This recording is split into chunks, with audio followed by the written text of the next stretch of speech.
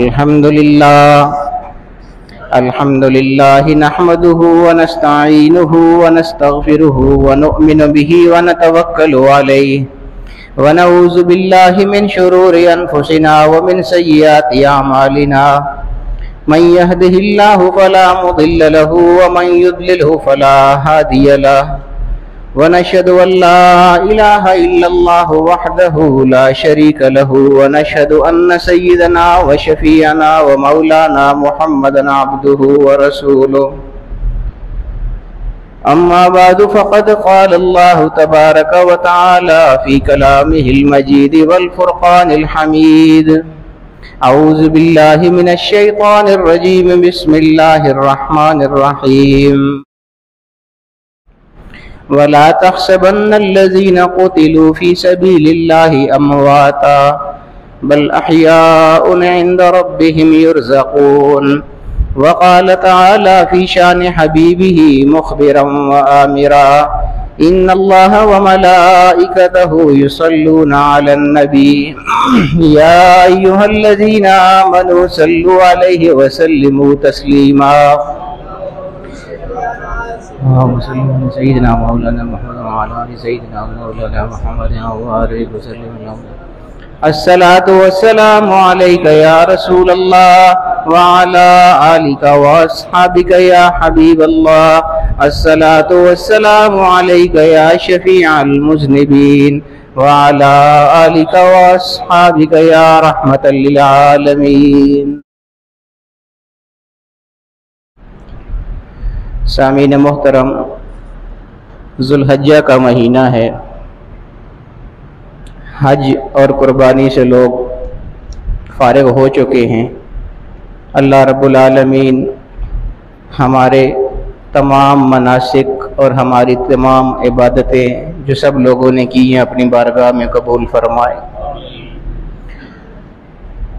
میں اکثر عرض کرتا ہوں کہ ساری بات اخلاص کی ہوتی ہے. اخلاص کے ساتھ کوئی بھی کام کیا جاتا ہے تو اس کا اجر بھی اللہ پاک کے ہی گناہ عطا فرماتا ہے. بہت سی چیزیں ہم لوگ دکھاوے کے لیے کر لیتے ہیں، دوسروں کی نظروں میں اچھا بننے کے لیے کر لیتے ہیں، تو وہ یہاں پر تو دوسروں کی نظروں میں اچھا بن جاتے ہیں لیکن قیامت میں ہمارے لیے کوئی اجر باقی نہیں رہتا. اس لیے جب ہم اخلاص کے ساتھ کوئی کام کرتے ہیں تو بھلے یہاں کسی کو بھی نہ پتہ چلے ہماری نیکی کا، لیکن قیامت کے دن کے لیے ہم بہت بڑا ذخیرہ جمع کر لیتے ہیں. اور وہی اصل زندگی ہے. حضور علیہ الصلوۃ والسلام کے صحابہ کرام رضوان اللہ تعالی علیہم اجمعین، ان کی جس طرح حضور علیہ الصلوۃ والسلام نے تربیت فرمائی تھی اور جو صحابہ کا تعلق تھا حضور علیہ الصلوۃ والسلام کے ساتھ، بہت مشکلات والا زمانہ ہونے کے باوجود حضور علیہ الصلوۃ والسلام کا ساتھ جس طرح انہوں نے نبھایا تھا. آپ تاریخ میں دیکھیں تو صحابہ کرام، بہت سارے صحابہ کرام ہیں جن کے بہت درجات ہیں، لیکن یہ درجات ویسے ہی تو نہیں مل گئے. جتنے بڑے درجات کسی کو ملے ہیں اتنی ہی بڑی قربانیاں اس نے پہلے دی ہیں، تب وہ درجات اس کو عطا ہوئے ہیں. من جد وجد، عربی کا ایک مقولہ ہے، ایک محاورہ ہے، ایک ضرب المثل ہے. من جد وجد، جو آدمی کوشش کرتا ہے وہ اپنی مراد کو پا لیتا ہے. تو کوشش بنیادی چیز ہوتی ہے، کوشش کے بغیر کچھ بھی نہیں حاصل ہوتا. لیس للانسان الا ما سعی، قرآن کریم کی ایک اور آیت ہے کہ انسان کے لیے وہی ہے، انسان کو وہی کچھ ملے گا جس کے لیے وہ کوشش کرے گا. تو کوشش تو بنیادی چیز ہے. کوئی بھی اجر بھی ملے گا تو کوشش کی بنا پر ملے گا، قربانی کی بنا پر ملے گا. چونکہ ذوالحجہ کا مہینہ ہے اور اس میں شہادت ہوئی تھی حضرت سیدنا عثمان ابن عفان رضی اللہ تعالی عنہ، تیسرے خلیفہ ہے حضرت عثمان غنی رضی اللہ تعالی عنہ. ان کی شہادت کا المناک واقعہ ذوالحجہ میں ہی پیش آیا تھا. 18 ذوالحجہ کو ان کی شہادت ہوئی تھی. تو آئیے ان کی زندگی کو بھی دیکھتے ہیں کہ اللہ پاک نے ان پر کیا کیا انعامات فرمائے تھے، اور یہ بھی دیکھیں گے کہ یہ انعامات اللہ پاک نے ان پر کیوں فرمائے تھے۔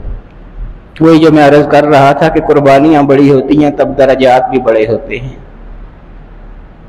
حضرت عثمان غنی رضی اللہ تعالی عنہ، آپ جانتے ہیں کہ ایک ہجرت مدینہ بڑی مشہور ہے، جن لوگوں نے مکہ شریف سے مدینہ شریف کی طرف ہجرت کی تھی، حضور علیہ الصلوۃ والسلام نے بھی ہجرت فرمائی، صحابہ نے بھی فرمائی، تو وہ ہجرت مدینہ کہلاتی ہے۔ لیکن اس سے پہلے ایک اور ہجرت ہوئی تھی جس کو ہجرت حبشہ کہا جاتا ہے، یعنی ہجرتیں دو ہیں، ایک مدینہ کی طرف ہجرت ہوئی تھی اور ایک اس سے پہلے حبشہ کی طرف ہجرت ہوئی تھی۔ یہ بہت مشکلات کا دور تھا۔ جب مدینہ کی طرف ہجرت ہوئی تھی اس وقت نسبتاً آسانیاں ہو گئی تھیں، کافی سارے لوگ مسلمان ہو چکے تھے، لیکن جو ہجرت حبشہ والا دور ہے وہ مسلمانوں کے لیے بہت مشکل دور تھا۔ اس زمانے میں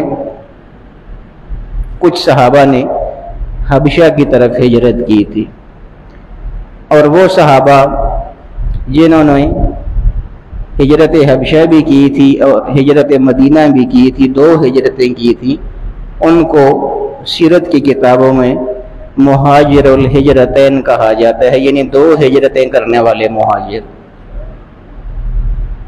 مشکل ہجرت تھی، میں آپ کو حالات بتاؤں گا اس کے، چونکہ حضرت عثمان بھی اس ہجرت میں شامل تھے۔ بہت مشکل تھی، مشکلات کی کچھ وجوہات ہوتی ہیں کیوں مشکل تھی۔ ایک تو میں آپ کو بتا چکا ہوں کہ وہ بالکل ابتدائی زمانہ تھا، مسلمانوں کی تعداد بہت کم تھی، اس لیے بھی مشکل تھی۔ ایذا رسانیاں کفار کی بہت زیادہ تھی، بہت زیادہ تکلیفیں وہ دیا کرتے تھے مسلمانوں کو۔ تو کچھ لوگوں نے یہ چاہا، صحابہ نے، کفار کے مظالم سے تنگ آ کے کہ ہم حبشہ کی طرف ہجرت کرتے ہیں۔ حبشہ کی طرف ہجرت کرنے کی ایک وجہ یہ تھی کہ حبشہ کا جو بادشاہ تھا نجاشی، اس کے بارے میں یہ مشہور تھا کہ وہ اگرچہ ہے تو عیسائی ہے، لیکن دوسرے مذاہب کے حوالے سے وہ بہت نرم گوشہ رکھتا ہے، یعنی وہ اس چیز کا قائل تھا کہ جو بھی اپنے کسی دین پر قائم ہے اس کو اس کے دین پر چھوڑا جائے اور اس کو چھیڑا نہ جائے، جب تک ہم کو کوئی نہیں چھیڑتا ہمیں کسی کو نہیں چھیڑنا چاہیے۔ یہ صلحجو قسم کا آدمی تھا، مصالحت پسند قسم کا آدمی تھا۔ تو صحابہ نے یہ سن رکھا تھا نجاشی کے بارے میں کہ وہ اگرچہ عیسائی ہے لیکن دوسرے لوگوں کے لیے نرم جذبات رکھتا ہے۔ تو کچھ صحابہ نے ارادہ کیا کہ حبشہ کی طرف ہجرت کی جائے۔ حضرت عثمان بھی ان میں شامل تھے، بلکہ حضرت علی کرم اللہ وجہ الکریم کے بھائی حضرت جعفر طیار رضی اللہ تعالیٰ عنہ علیہ السلام وہ بھی اس میں شامل تھے۔ حضور علیہ الصلوۃ والسلام کے یہ چچا زاد بھائی ہیں، حضرت علی کرم اللہ وجہ الکریم کے بھائی ہیں سگے، یہ بھی اس میں شامل تھے۔ تو ان لوگوں نے، کچھ لوگوں نے حبشہ کی طرف ہجرت کی۔ اب میں عرض یہ کر رہا تھا کہ مشکلات جتنی ہوتی ہیں اس کے بعد اتنی آسانیاں بھی ہوتی ہیں اور اجر بھی ہوتے ہیں۔ یہ مشکل ہجرت تھی بہت۔ ایک تو حبشہ دور بہت زیادہ تھا، پھر یہ تھا کہ مدینہ شریف کی جو ہجرت تھی یہ سارا خشکی کا راستہ تھا، جبکہ حبشہ جانے کے لیے دریا استعمال ہوتا تھا، سمندر استعمال ہوتا تھا، کشتیاں استعمال ہوتی تھی۔ کشتیاں اس وقت عام تھی نہیں، یہ تو بعد کی ساری چیزیں ہیں، زیادہ مقدار میں وہ چیزیں نہیں میسر ہوتی تھیں اس وقت، یہ سہولیات موجود نہیں ہوتی تھیں۔ ایک تو اس حوالے سے مشکل تھی حبشہ کی ہجرت۔ پھر یہ کہ مدینہ شریف میں تو یہ تھا کہ سارے عرب لوگ تھے اور وہی عربی بولی جاتی تھی جو مکہ میں بولی جاتی تھی، اس لیے زبان کی مشکل بھی نہیں تھی، جبکہ حبشہ میں جو عربی بولی جاتی تھی وہ بہت زیادہ مختلف تھی اس عربی سے جو مکہ میں بولی جاتی تھی، مدینہ میں بولی جاتی تھی، تو زبان کا بھی مسئلہ تھا، دور دراز کا سفر۔ اور عجیب بات یہ ہے کہ حضرت عثمان، میں عرض کر رہا تھا نا کہ مشکلات دیکھیے اور ان لوگوں کی قربانیاں دیکھیے، کہ حضرت عثمان رضی اللہ تعالی عنہ جب اس حبشہ کی ہجرت کے لیے روانہ ہوئے تو آپ اکیلے نہیں تھے، بلکہ سید کونین صلی اللہ تعالی علیہ وآلہ وسلم کی صاحبزادی بھی آپ کے ساتھ اس ہجرت میں شامل تھی۔ حضور علیہ السلام سے بڑا بادشاہ کون ہے؟ میں عرض کر رہا ہوں نا کہ مشکلات دیکھیے، حضور کی صاحبزادی، ہماری بہنیں بیٹیاں بھی ہوتی ہیں، لیکن حضور علیہ السلام کی جو صاحبزادی ہیں ان کا کیا مقام اور مرتبہ ہے، وہ بھی اس بے سر و سامانی کے عالم میں حضرت عثمان کے ساتھ ہجرت کر رہی ہیں حبشہ کی طرف، اور بھی بہت سارے صحابہ کرام ہیں۔ یہ جدہ کے ساحل پر پہنچے اور مشرکین اب مسلسل ان کے تعاقب میں ہیں کہ ان کو کسی طرح حبشہ جانے سے روکا جائے۔ یہ ان کو ایک کشتی اللہ کی تعالیٰ کی طرف سے مدد ہوتی ہے، ایک کشتی ان کو مل گئی جدہ کے ساحل پر، اور یہ حبشہ کی طرف روانہ ہو گیا سارا قافلہ۔ مشرکین ان کے تعاقب میں جدہ کے ساحل تک آ گئے تھے، لیکن اللہ تعالیٰ کی مدد اس طرح بھی ہوئی کہ ان کو اور کوئی کشتی وہاں پر میسر نہ ہوئی، جس کی وجہ سے ان کا تعاقب نہ ہو سکا اور یہ بخیریت حبشہ پہنچ گئے۔ حبشہ تو پہنچ گئے، لیکن بات وہی تھی کہ وہ علاقہ ان کے لیے بالکل نیا، وہ زبان ان کے لیے بالکل نئی، وہ بادشاہ جو تھا اس کے ساتھ بھی پہلے ملاقات نہیں تھی، صرف سنا ہوا تھا کہ وہ اچھا آدمی ہے، کوئی پتہ نہیں تھا کہ کیا کرے گا، ان کے ساتھ کیا سلوک ہوگا۔ اپنے طور پر یہ سارے اس حوالے سے پریشان بھی تھے کہ پتہ نہیں آگے کیا صورتحال ہوتی ہے۔ پھر خواتین جو میں نے آپ کو بتایا وہ بھی ساتھ موجود ہیں، تو یہ کتنی مشکلات کی ہجرت ہے۔ آپ دیکھیے، میں عرض یہی کر رہا تھا کہ مشکلات کے بعد سارے اجر بھی انسان کو ملتے ہیں۔ بہرحال وہاں پہنچ گئے، نجاشی کے دربار میں پہنچ گئے۔ مشرکین مکہ جو تھے، انہوں نے جب دیکھا کہ ہم جدہ سے ان کے تعاقب میں تو روانہ نہیں ہو سکے، لیکن بعد میں انہوں نے کوششیں جاری رکھیں اپنی، اور عمر ابن عاص کی قیادت میں ایک وفد بھیجا حبشہ، اس مقصد کے لیے کہ وہ جا کے نجاشی کو یہ بتائے کہ یہ بہت گمراہ لوگ ہیں جو آپ کے پاس آ گئے ہیں، یہ بہت خراب لوگ ہیں جو آپ کے پاس آ گئے ہیں، اور بہت غلط نظریات کے حامل ہیں جو آپ کے پاس آ گئے ہیں، اس لیے ان کو یہاں سے نکالیے۔ بلکہ انہوں نے یہاں تک کہا کہ ہم نے ان کو مکہ سے نکال دیا تھا اور یہ آپ کے پاس پناہ لینے آ گئے ہیں، آپ بھی ان کو یہاں سے نکال دیجیے۔ تو وہ نجاشی بادشاہ جو تھا اگرچہ عیسائی تھا، لیکن وہ جیسا میں نے پہلے عرض کی کہ وہ ان معاملات میں نہیں پڑتا تھا، صلح جو قسم کا شخصیت تھی وہ اس کی۔ اس نے کہا کہ میں ان لوگوں کو کچھ نہیں کہتا، اس کی وجہ یہ ہے کہ یہ میرے پاس پناہ گزین بن کے آئے ہیں، اور جب میرے پاس کوئی پناہ لے لیتا ہے تو میں پھر نہ اس کو چھیڑتا ہوں اور نہ اس کو چھیڑنے والوں کو چھوڑتا ہوں، اس لیے میں ان کو کچھ نہیں کہوں گا جب تک یہ چاہیں گے میرے پاس مہمان بن کے رہیں گے۔ اب یہ ان کی طرف سے بڑی کوشش تھی، کفار کی طرف سے ناکام ہوئی۔ کفار یہ چاہتے تھے کہ کسی بھی صورت میں ان کو یہاں سے نکالا جائے تاکہ یہ واپس مکہ آئیں اور ہم ان سے بدلہ لے سکیں۔ متعدد کوششیں انہوں نے جاری رکھی۔ بالآخر عمر ابن عاص کو ایک اچھوتا خیال آیا، کیونکہ بادشاہ نجاشی جو تھا وہ عیسائی تھا، اور عیسائی عقیدے کے مطابق وہ حضرت عیسیٰ علیہ السلام کو اللہ تعالیٰ کا بیٹا مانتے ہیں۔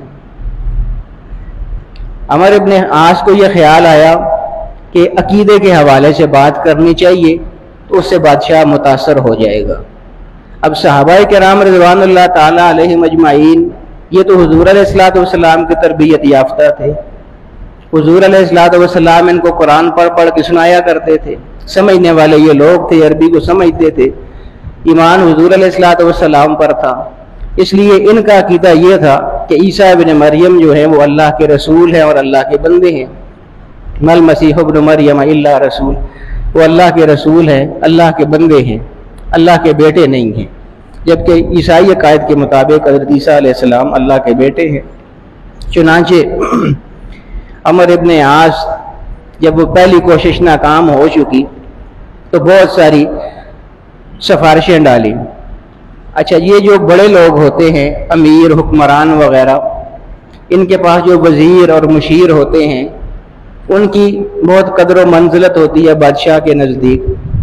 تو یہ عمر ابن عاص اور اس کے ساتھیوں نے یہ بھی اہتمام کیا کہ وزراء اور مشیر حضرات جو تھے ان کو بھی اپنے اعتماد میں لے لیا۔ پہلے ان کو اپنے اعتماد میں لیا، سب کو بتایا کہ ان کے جو نظریات ہیں وہ کیا ہیں۔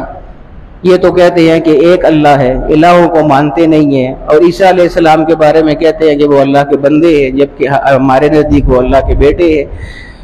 تو ایسے نظریات یہ سارے ان کو بتائے، اور جتنے وزیر مشیر تھے ان سب کو اپنے ساتھ ملا لیا، پورا ایک جتھا بنا کے بڑی سفارشیں ڈال کے بادشاہ سے دوبارہ ٹائم لیا ملاقات کا۔ دوبارہ ملاقات کا اہتمام ہوا، دوبارہ ملاقات ہوئی۔ اب ان میں حضرت عثمان رضی اللہ تعالیٰ عنہ بھی ہے، اور بھی بہت سارے صحابہ کرام ہیں، اور حضرت جعفر طیار رضی اللہ تعالیٰ عنہ علیہ السلام وہ بھی ہیں۔ ان کے بارے میں آپ کو بتا چکا ہوں کہ وہ حضور علیہ السلام کے چچا زاد بھائی ہیں، اور حضرت علی کرم اللہ وجہ الکریم کے سگے بھائی ہیں۔ اور فصاحت اور بلاغت حضور علیہ السلام کے خاندان سے زیادہ کس کو عطا ہو سکتی ہے؟ یہ حضور کے خاندان کے فرد تھے۔ تو ان کو جب پتہ چلا کہ بادشاہ کے ساتھ ہماری میٹنگ ہونی ہے، مکالمہ یا مناظرہ ہونا ہے، تو انہوں نے جتنے بھی صحابہ کرام تھے انہوں نے اپنے طور پر ایک میٹنگ کی پہلے، اور اس میں یہ باقاعدہ مشاورت کی کہ ہم کو کیا کرنا چاہیے۔ ظاہر ہے بادشاہ کے بارے میں سب کو پتا تھا کہ وہ عیسیٰ علیہ السلام کو اللہ کا بیٹا مانتا ہے، اور جب ہم یہ کہیں گے کہ وہ اللہ کا بیٹے نہیں ہیں بلکہ اللہ کے بندے ہیں تو مسئلہ بن جائے گا، بادشاہ ناراض ہو جائے گا۔ اسی کے پاس جس کے پاس ہم پناہ لیے ہوئے ہیں اس کو ناراض کر دیں گے تو کیا؟ یہ ساری جتنی بھی مشکلات تھیں ان کے ذہن میں تھی۔ تو حضرت جعفر طیار نے سب سے مشورہ لیا کہ بتاؤ اس صورت میں ہمیں کیا کرنا چاہیے، کوئی حکمت عملی والا راستہ۔ وہی بات جو میں نے عرض کی کہ اجر ویسے ہی نہیں ملتے، اخلاص کے ساتھ سارے اجر ملتے ہیں۔ تو اکثریت جو صحابہ کرام کی تھی انہوں نے کہا کہ حضور جو حق بات ہے وہی بیان کریں گے، کٹتے ہیں تو کٹ جائیں گے، مرتے ہیں تو مر جائیں گے، لیکن جو حضور نے بتایا ہے وہی آج ہم نے یہاں پر بیان کرنا ہے۔ یہ مستحکم ارادے، یہ یقین، یہ اخلاص، اس سے اجر ملتے ہیں سارے۔ بہرحال بادشاہ کی خدمت میں سارے جمع ہوئے، بڑے بڑے لوگ وہاں پر موجود، دربار لگا ہوا ہے، بادشاہ کا دربار ہے، بہت بڑے بادشاہ کا دربار ہے، سارے وزیر مشیر بلکہ ان کے علماء راہب سارے موجود ہیں۔ ان سب کی موجودگی میں نجاشی نے پوچھا حضرت جعفر طیار سے کہ آپ کیا کہتے ہیں عیسیٰ ابن مریم کے بارے میں، آپ کا کیا خیال اور کیا عقیدہ ہے؟ نعرہ تکبیر، نعرہ رسالت، قبلہ حضرت صاحب، فیضان صدریہ۔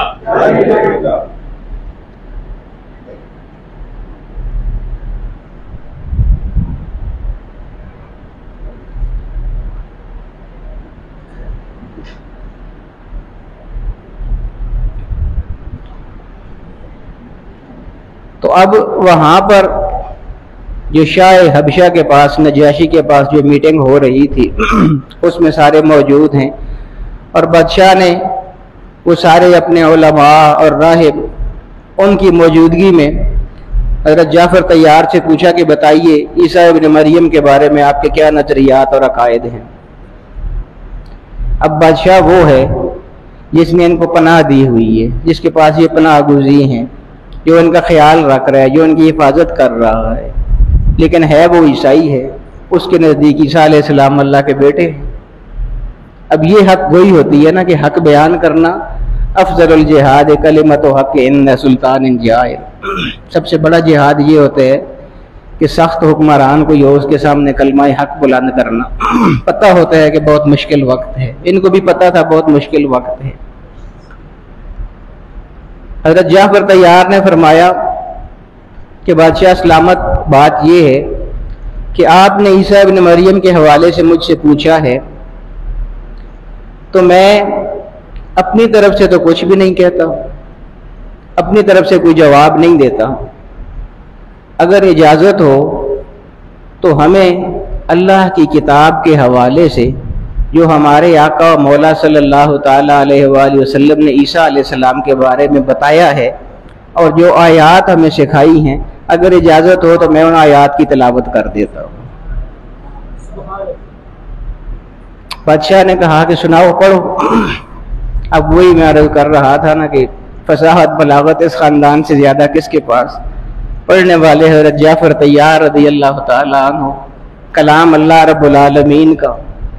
اللہ رب العالمین نے پوری تفصیل بیان فرمائی، وذکر فی الکتاب مریم، پورا رکوع ہے ایک حضرت عیسیٰ علیہ السلام کی پیدائش کے حوالے سے، حضرت مریم کی پاکیزگی طہارت کے حوالے سے، حضرت عیسیٰ علیہ السلام کی ولادت، یہ سارے واقعات اللہ پاک نے بیان فرمائے ہیں بڑی تفصیل کے ساتھ۔ حضرت جعفر طیار نے وہ وذکر فی الکتاب مریم پڑھنا شروع کیا رکوع۔ آپ پڑھتے جاتے ہیں اور بڑے بڑے ان کے جو راہب اور علماء ہیں وہ سارے گنگ ہو گئے، اس میں پوری طرح محو ہو گئے، ایک دوسرے کا خیال ہی کسی کو نہ رہا، یہ بھی یاد نہ رہا کہ ہم کیوں بیٹھے ہوئے ہیں یہاں پر، مقصد کیا ہے ہماری اس میٹنگ کا۔ اس کو سننے میں ایسے محو ہو گئے۔ حضرت جعفر طیار پڑھتے جا رہے ہیں اور جب انہوں نے تلاوت اپنی ختم کی تو وہی بادشاہ جس سے ڈر رہے تھے کہ پتہ نہیں اس کا کیا آگے سے رد عمل ہو جائے گا، وہ اچانک مڑا اور وہی جو مکے والا وفد تھا ان سے مخاطب ہو کے کہا کہ اے عمر ابن عاص وغیرہ، تم جو کچھ بھی ان کے بارے میں کہتے ہو غلط کہتے ہو، سچ یہ ہے کہ جو انہوں نے پڑھا ہے عیسیٰ ابن مریم اس سے زیادہ کچھ بھی نہیں ہے، بے شک وہ اللہ کے بندے اور اس کے رسول ہیں۔ نعرہ تکبیر، نعرہ رسالت، شان صحابہ کرام۔ تو دل میں تو یہ اگرچہ یہ نجاشی بعد میں اسلام لے آئے تھے، ظاہری طور پہ بھی اسلام لے آئے تھے، لیکن یہ جو وقت تھا ان کے دل میں اسلام اسی وقت انہوں نے قبول کر لیا تھا، بعد میں یہ اسلام کا اعلان بھی کر چکے تھے۔ اسی لیے حضور علیہ الصلوۃ والسلام مدینہ منورہ میں تھے تو نجاشی کی جب وفات ہو گئی تو حضور علیہ الصلوۃ والسلام نے سارے صحابہ کو جمع فرمایا اور فرمایا کہ آؤ، تمہارا بھائی نجاشی فوت ہو چکا ہے، اس کی نماز جنازہ یہاں پر غائبانہ ادا کرتے ہیں، سارے آ جاؤ، شامل ہو جاؤ۔ تو اس کی غائبانہ نماز جنازہ حضور علیہ الصلوۃ والسلام نے پھر مدینہ منورہ میں پڑھائی تھی۔ بہت بڑا اعزاز ہے ان کے لیے بھی۔ جنازہ ہوا اور حضور علیہ الصلوۃ والسلام تو ان سے زیادہ قدردان کون ہو سکتا ہے؟ غالباً فتح خیبر کے موقع پر جب خیبر فتح ہو چکا تھا تو حضور علیہ اب یہ دیکھیے نا کہ یہ کسی کی یعنی کوئی بھی کوئی ایسا کام ہو جو اس نے اچھا کیا ہو تو اس کی لاج رکھی جاتی ہے۔ حضور علیہ الصلوۃ والسلام بھی اپنے چاہنے والوں کی لاج کیسے رکھا کرتے تھے، ان سے زیادہ بڑا لجپال کون ہے، لاج رکھنے والا کون ہے؟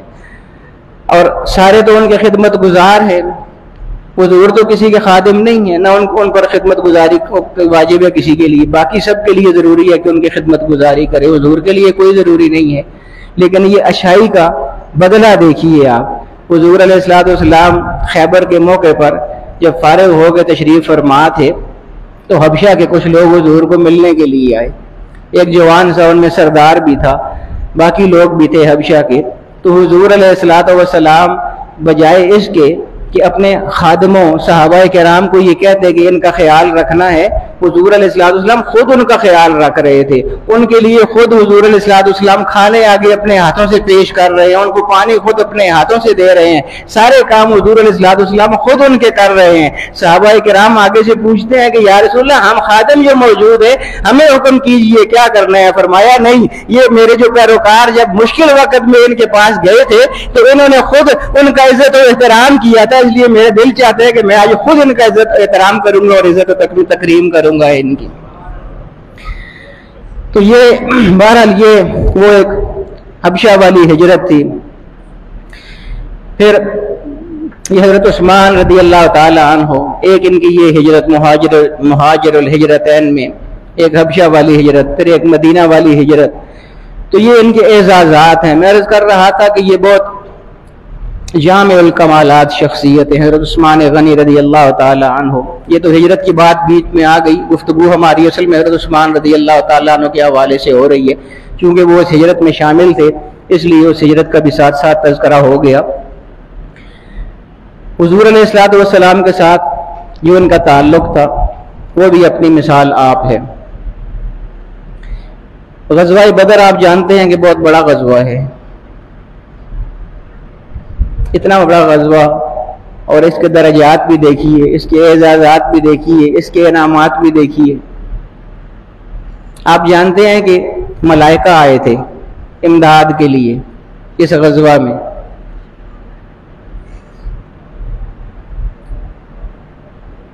جبریل امین علیہ السلام نے حضور علیہ الصلوۃ والسلام سے پوچھا ایک موقع پر کہ حضور آپ میں آپ کے جو صحابہ کرام ہیں، سب صحابہ کرام، ان سب صحابہ کرام میں زیادہ افضل صحابہ کرام کون سے ہیں؟ تو حضور علیہ الصلوۃ والسلام نے فرمایا یہ میں بدر کی اہمیت آپ کو بتا رہا ہوں. تو حضور علیہ الصلوۃ والسلام نے فرمایا کہ میرے صحابہ میں، سارے صحابہ میں سب سے بہترین صحابہ وہ ہیں جو بدر میں شامل ہوئے تھے. اور آگے سے جبریل امین نے کیا فرمایا؟ انہوں نے عرض کی کہ یا رسول اللہ، آپ کے صحابہ میں سے جو بدر میں شامل ہوئے تھے وہ سب سے بہترین صحابہ ہے، اور یا رسول اللہ ہم ملائکہ جو ہیں، ہم میں سے جو ملائکہ بدر میں آپ کی امداد کے لیے آئے تھے وہ ملائکہ سب سے زیادہ افضل اور اعلی ملائکہ ہیں. یعنی یہ فرشتے بھی جو اعزاز ان کو ملتے ہیں وہ حضور علیہ الصلوۃ والسلام کی نسبت سے مل رہے ہیں.